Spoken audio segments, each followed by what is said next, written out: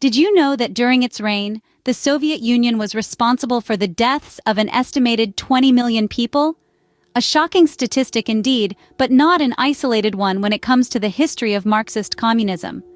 This political ideology, founded by Karl Marx and Friedrich Engels, has been at the helm of several nations, often with devastating consequences. In this video, we delve into the darker side of Marxism, focusing on the top 5 Marxist communist countries that have caused the most deaths of their own citizens. We'll be journeying through time and across continents, from the frosty steppes of the Soviet Union to the bustling streets of China, revealing the chilling realities that often lurk behind the banner of communism. This is not a journey for the faint-hearted, but it is one that is necessary to understand the true impact of these ideologies on human lives. Stay tuned to learn about the countries that have this dark history. Coming in at number 5, we have Ethiopia, where an estimated 1.5 million people tragically lost their lives. In the heart of the Horn of Africa, Ethiopia was once home to the ancient kingdoms of Aksum and Lalibela, rich in culture and history. But the country's past also bears the scars of a Marxist regime that left a deep, painful mark on its people. In the mid-1970s, a military junta known as the Derg seized power in Ethiopia, following the overthrow of Emperor Haile Selassie. The Derg, professing a Marxist-Leninist ideology, set out to transform Ethiopia into a socialist state, but their reign was marked by widespread violence and brutality. The Derg's rule ushered in a period known as the Red Terror, a violent political campaign where suspected enemies of the state were hunted down and executed. Tens of thousands of Ethiopians were killed, and countless others were imprisoned without trial, their lives forever marred by the horrors they endured. But the bloodshed didn't end there. Ethiopia also faced a devastating famine in the mid-1980s, which was exacerbated by the Derg's policies. The regime's forced resettlement programs and collectivization of agriculture contributed to the deaths of an estimated 1 million people from starvation. Despite receiving international aid, the Derg's mismanagement and corruption meant that much of the assistance never reached those who needed it most, leading to an even greater loss of life. The Derg's brutal rule finally ended in 1991, but the scars of their reign remain visible. Today's Ethiopia, despite its challenges, continues to strive for a better future, seeking to heal from the wounds of its past. This tragic chapter in Ethiopian history is a stark reminder of the dangers of unchecked power. At the 4th spot, we have North Korea, where an estimated 3 million people perished during the reign of Kim Il-sung. Let's set the stage. It's 1945 and World War II has just ended. Korea is divided along the 38th parallel into 2 zones of occupation, the Soviet-backed North and the American-backed South. In the North, a young guerrilla fighter named Kim Il-sung rises to power.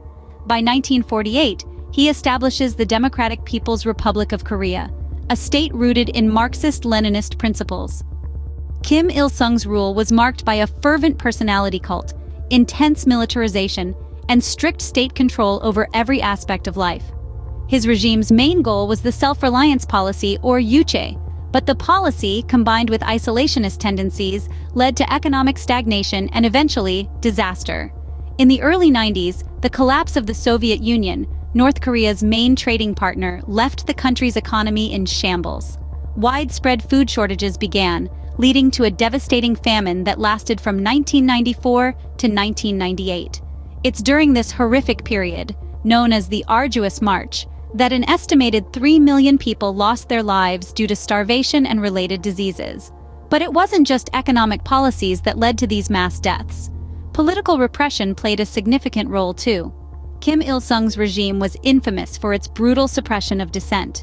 Those who dared to speak out, or even those suspected of disloyalty, were often sent to prison camps, where conditions were harsh and survival was a daily battle. Fast forward to today, the North Korean regime, under the leadership of Kim Il-sung's grandson, Kim Jong-un, continues to hold power.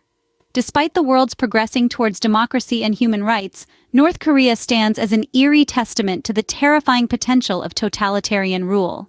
The North Korean regime, still in power today, serves as a chilling reminder of the human cost of such regimes. Taking the 3rd spot, we have Cambodia, where the Khmer Rouge was responsible for the deaths of approximately 2 million people. In the mid-20th century, Cambodia fell under the brutal rule of the Khmer Rouge, a communist regime led by the infamous Pol Pot. The Khmer Rouge came into power in 1975, promising a utopian society where everyone would be equal. However, the reality was far from this ideal. Pol Pot, born as Saloth Sar, was a radical Marxist who sought to transform Cambodia into a self-sufficient, classless society. His vision was a return to an agrarian way of life, which he believed was the true essence of Cambodian culture. To achieve this, he led a social engineering project that drove millions from the cities to the countryside. The regime's radical policies led to forced labor, malnutrition, and mass executions, which they chillingly referred to as the purification of society. Intellectuals, professionals, and anyone perceived as a threat to the regime were systematically targeted and eliminated. It was a reign of terror that spared no one, not even children. The Khmer Rouge's 4-year rule led to the death of nearly a quarter of Cambodia's population. The scale of the genocide was such that it left a deep scar on the country's psyche and is still perceptible today. The fall of the Khmer Rouge came in 1979 when Vietnam invaded Cambodia and overthrew the regime. Pol Pot and his cohorts retreated into the jungle, where they continued to wage a guerrilla war until the late 90s. Pol Pot died in 1998, never facing justice for his atrocious crimes against humanity. The legacy of the Khmer Rouge is a stark reminder of the destructive power of extreme ideologies.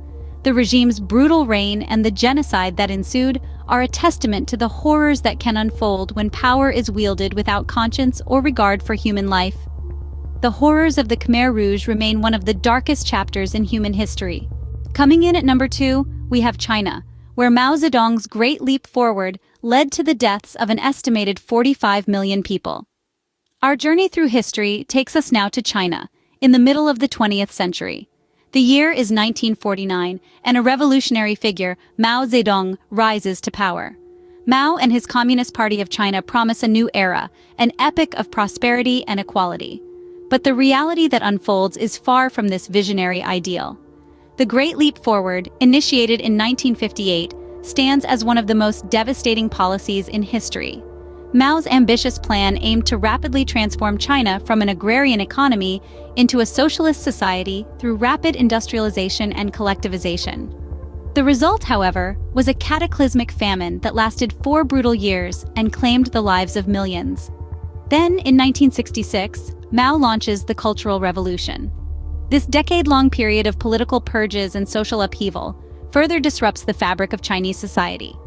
Intellectuals, traditionalists, and perceived capitalist roaders are persecuted, subjected to public humiliation, imprisonment, torture, and even execution. The death toll continues to rise, adding to the already staggering number of lives lost under Mao's rule. Yet, amidst this turmoil, China experiences profound transformation. It evolves from a primarily agrarian society into a global industrial power.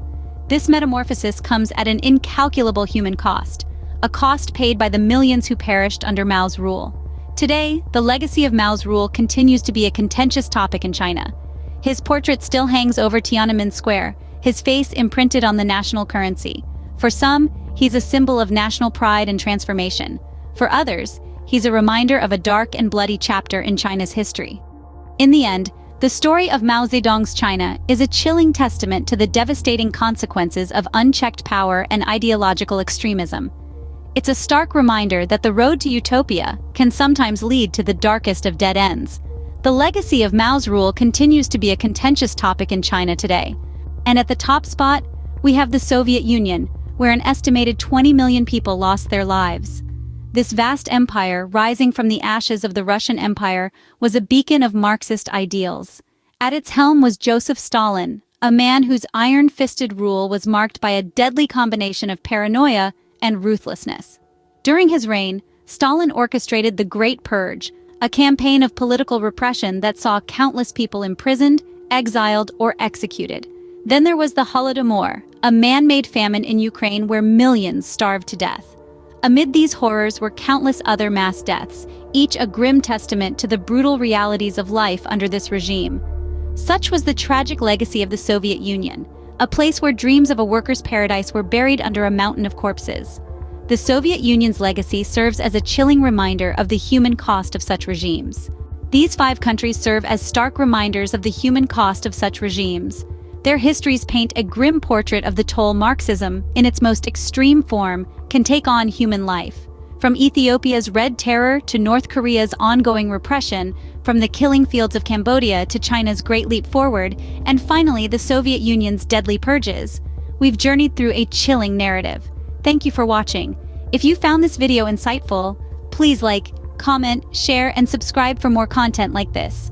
Remember, history serves as a guide for the future,